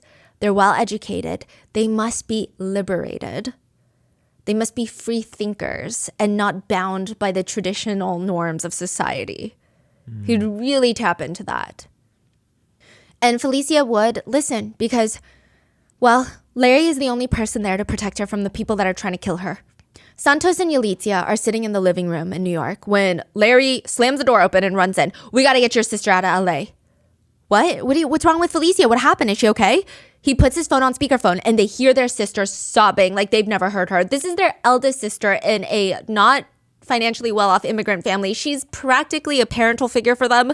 She's the epitome of older sibling who has their life together, but she can barely talk right now. Hi, I'm crying because I'm so scared. They're going to do something to me. Santos and Yalitza are confused. Who is they? What are you scared about? Why is nobody answering us? Instead, Larry just shouts into the phone. You're not going to answer the door for anyone without me on the phone, okay? When they hang up, Santos and Yalitza are demanding, well, not demanding, you don't demand anything of Larry, but they're asking him to clarify what the hell is going on, and they keep getting these very vague answers. Felicia's been so scared, she's set up cameras all inside the apartment. She even gave Larry access online to watch her and keep her safe. She's been so paranoid, she won't even sleep in her room. She's dragged her mattress out to the living room, and the Rosario siblings are still like, that doesn't answer the question. But all Larry says is, Felicia is scared someone is in LA trying to come for her. They want to hurt her because she's dating me. It's unclear as to who these people even are, but it's very, very serious. It's life or death. In comes Operation Save Felicia. That's how she moves to New York City. It is the only place that she will be safe. Felicia is sitting on the black leather couch, and Santos, her little brother, is standing next to her, next to the couch. I mean, her hair is tangled. She lifts her arms up. She looks very distressed. She opens up her mouth, and Santos's right hand lifts up, and he slaps himself across the face as hard as he can. Wait, what's happening? Felicia is on the couch. She's very frustrated. She's trying to get up. She's trying to talk. And every time she moves, Santos slaps himself across the face. Her little brother is slapping himself. Okay. Felicia has a pretty visceral response to that. She cries out in frustration, in pain, and why is her little brother doing this to himself? But any single reaction Felicia would have, Santos would slap himself across the face again, because this is what Larry told him to do. Make sure Felicia does not leave that couch for 8 hours. Make sure she does not speak, does not make a sound, or else.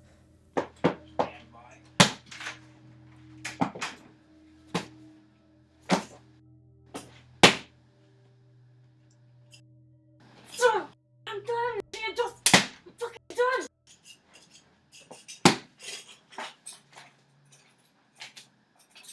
It was Felicia or Santos, and both of them would lose to Larry.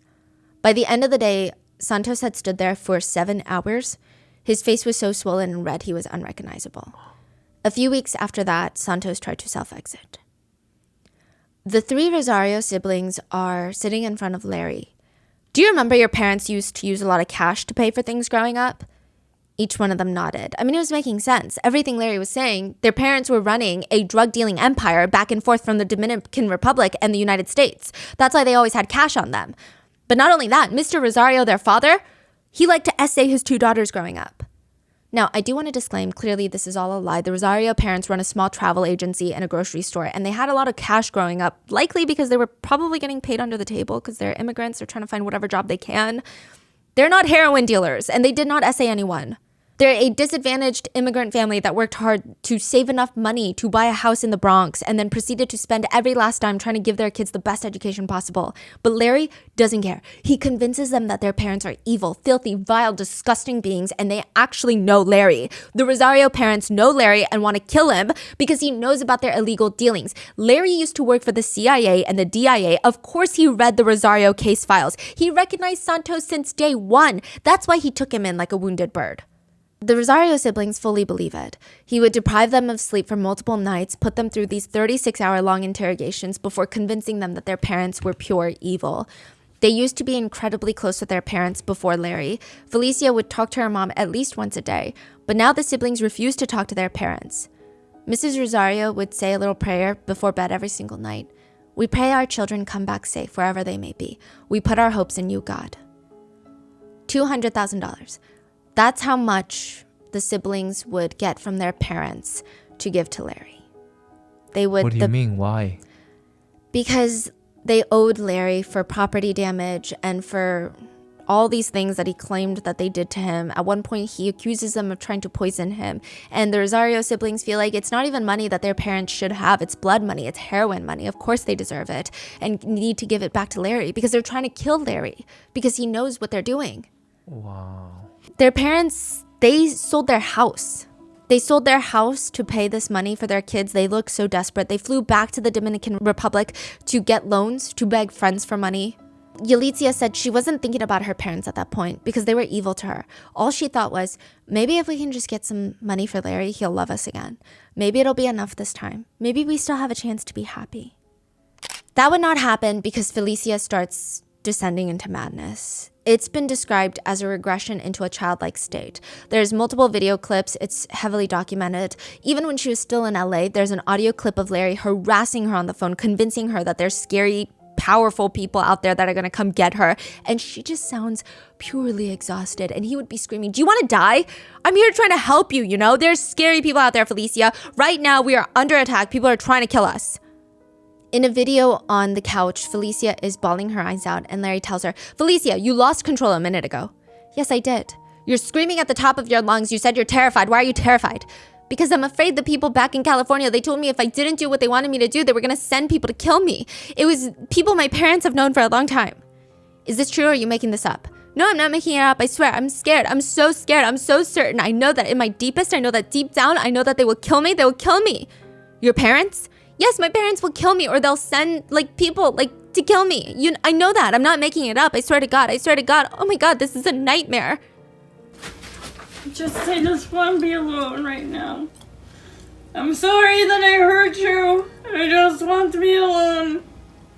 Then, just let me be. Larry made sure that even if Felicia were to get proper sleep, food, and be in the right headspace, that she would start realizing none of this makes sense. Larry made sure that if that day ever came, she would have nothing to go back to.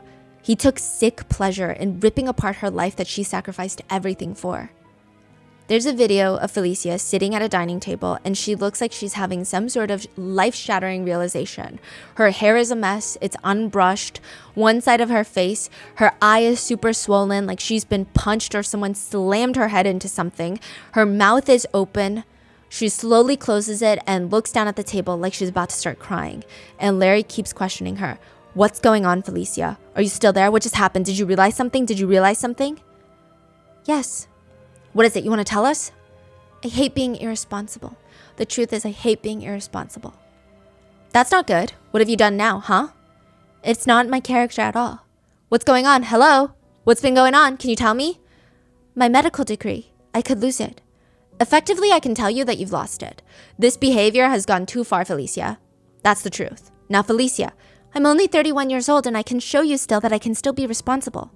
That has nothing to do with your medical degree, and I have nothing to say about your medical career. It has nothing to do with me. It has to do with the state licensing board. You know that.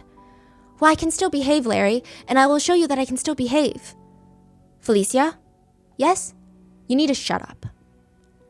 And I will show you that I can still behave. Felicia, Yes. you can shut up.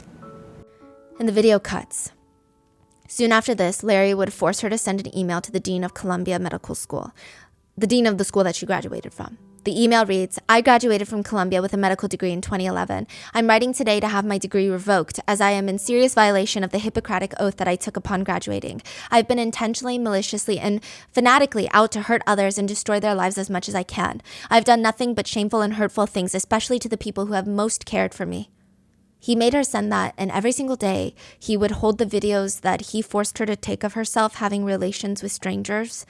He would throw them in her face and tell her, I will put this on the internet. I will personally send this to the medical licensing board and you will never practice medicine again. You think I don't know people in powerful places? I know almost all the top general surgeons at all the top hospitals. I personally know the Dean of Columbia. I was a CIA informant. Are you kidding me? I knew Gorbachev.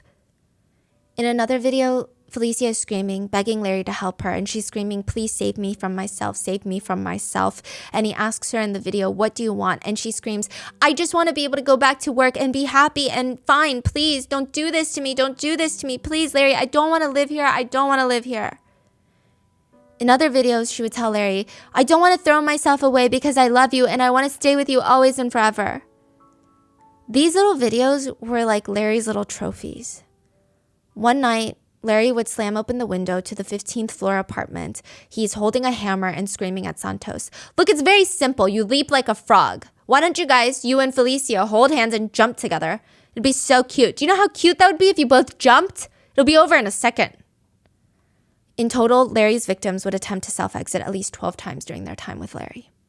But Daniel would get out after graduating because he had been trying to understand his sexuality for a very long time when he was with Larry. And Larry, knowing that, on Thanksgiving Day, would force Daniel to put on one of Isabella's mini dresses, go downstairs in front of people, walk around, and then when he got back up, Larry was red in the face, mad at Daniel for whatever other thing that he forgot to do. And he would taunt, look at yourself, Danny. How does it feel to wear a dress? Are you still confused about your sexuality, huh? Look at yourself. I'm sorry, I don't know. Let's see about that. He would tell Isabella to grab one of her biggest intimate toys that she had. She always had like this duffel bag of intimate toys that she kept around the house. And he would say, give it to Danny. Now, Danny, let's settle this once and for all. You're going to place that you know where, and if you like it, we'll know you're gay. Simple enough, right? That night, Daniel was forced to do things with the device while wearing a dress, things he clearly did not consent to, all the while his friends were forced to watch. And Larry was taking photos of him. Claudia would later say about that picture that Daniel is staring right into the camera. His eyes, he looks panicked. His eyes are questioning. He's very scared. She said, it's not a look I've ever seen on someone's face before. And after that, Daniel walked up onto the rooftop, climbed on the water tank, and he just laid at the top. The surface was really smooth, and he knew that if he moved a few inches to one side, he could easily slip right off, and then none of this would matter anymore and everything would be okay. But he sits up and he says, I sat there looking at the city, and it was beautiful. To me in that moment, it felt like I had gotten out of a mental prison, and all I wanted to do was leave. I took my stuff after that, and I had no plans to ever come back. And he just assumed that all the others, they would have their wake-up moment someday.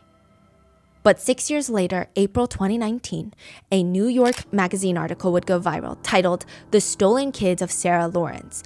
Daniel realized his friends did not get out soon after. It got so much worse in the next 6 years.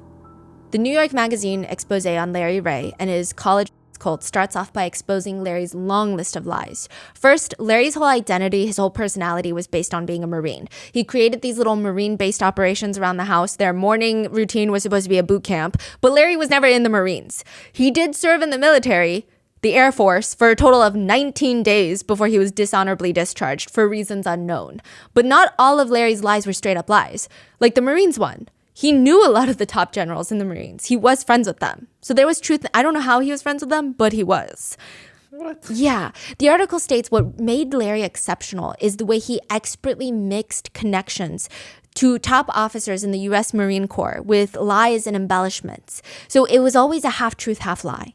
He would say he met Gorbachev, and you're like, that's crazy, you're a little liar. And then he would show you a picture with him having dinner with Gorbachev, meeting other people with Gorbachev, with Rudy Giuliani with Gorbachev.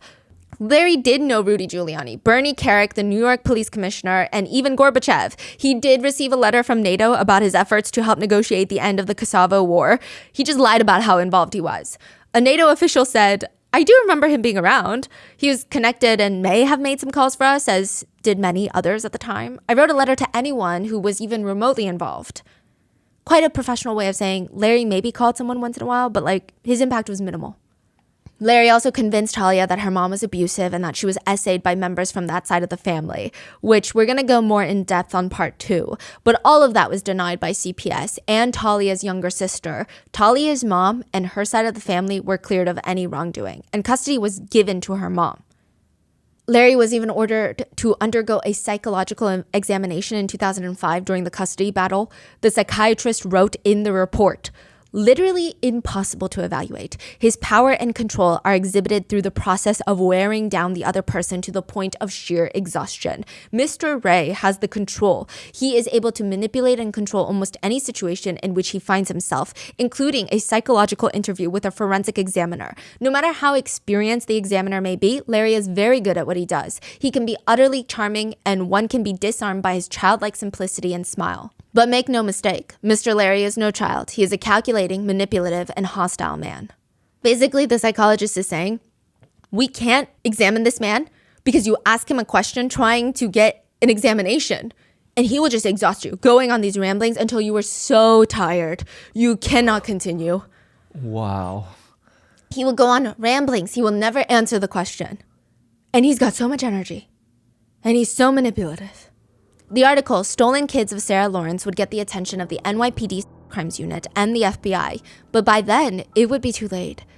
Larry was no longer living in the one-bedroom apartment, accusing college kids of breaking his oven. He would start a multi-million-dollar trafficking ring, catering to the wealthy elite businessmen in New York City. And one of the cult members will not make it out alive. And I will discuss all of that in part 2. But please let me know your thoughts in the comments. Please stay safe, and I will see you guys in the next one. Bye.